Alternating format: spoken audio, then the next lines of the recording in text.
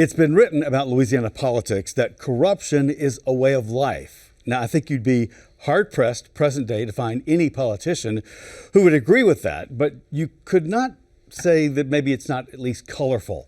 Greg Hilburn is with USA Today Network, and you have been doing stories on something that would be considered colorful, the hemp story, and how this has evolved. Who knew about hemp, that it would become the top of mind for everybody in the state? It's so, I don't know if people are aware, but I know that they've seen these CBD hemp stores pop up all over the place.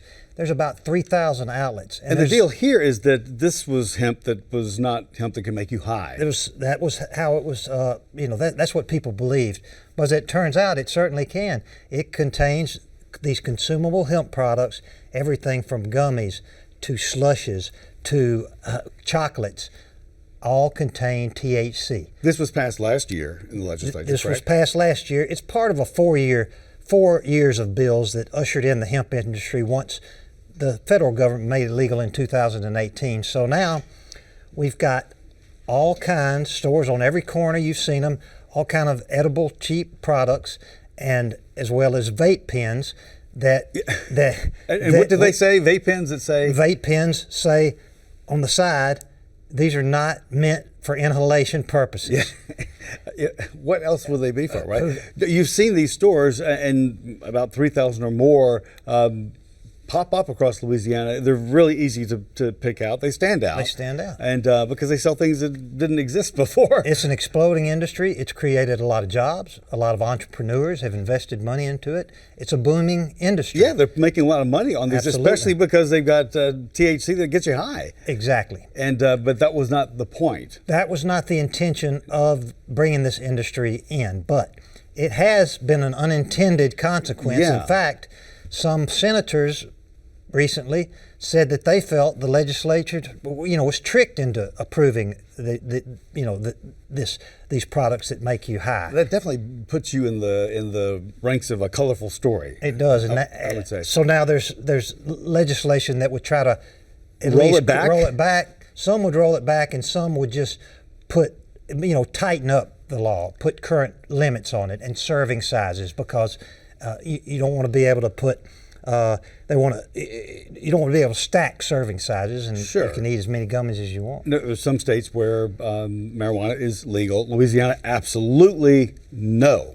Absolutely no to recreational marijuana, but these senators even said in committee, what we've inadvertently done is legalize recreational marijuana. It's not marijuana, but THC is the chemical that gives you the euphoric feeling, and that has a lot of benefits, people believe. Sure. For sleeping, for pain, for other things. So that's one story that maybe was not expected to become so big, this legislature, but it has. And also has the fact that Louisiana is flush with money, which is a rarity really for our state, but right now flush with money.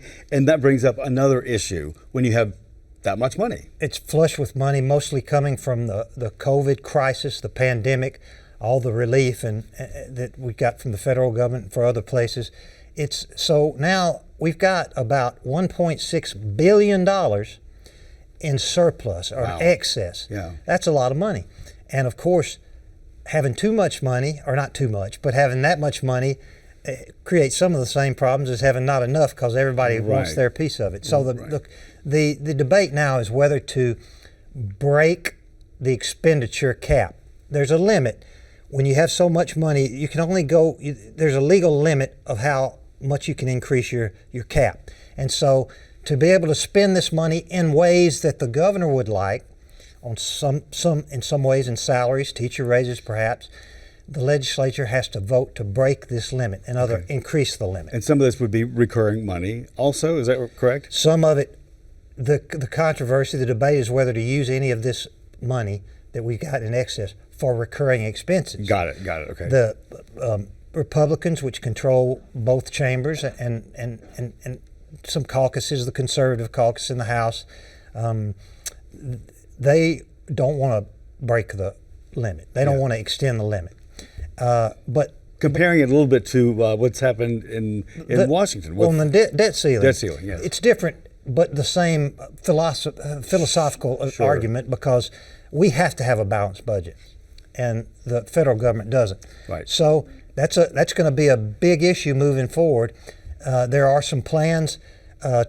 Just this week, 2 lawmakers in the House, Brett Guyman, a fiscal hawk, Larry Freeman, and some others, have a plan where they want to spend the excess money, but only on non-recurring items, and they don't want to bust the cap. Of course, that's not going to happen immediately. This will take the entire session to get to, if we get to that. It will take the entire session to play out, and it'll be interesting to see what happens. Well, it's interesting to see what's happening right now so far. Greg, great to see you always. It's great to see you. And thanks for the input. Thanks for inviting me. Thanks for having me. Appreciate it, man.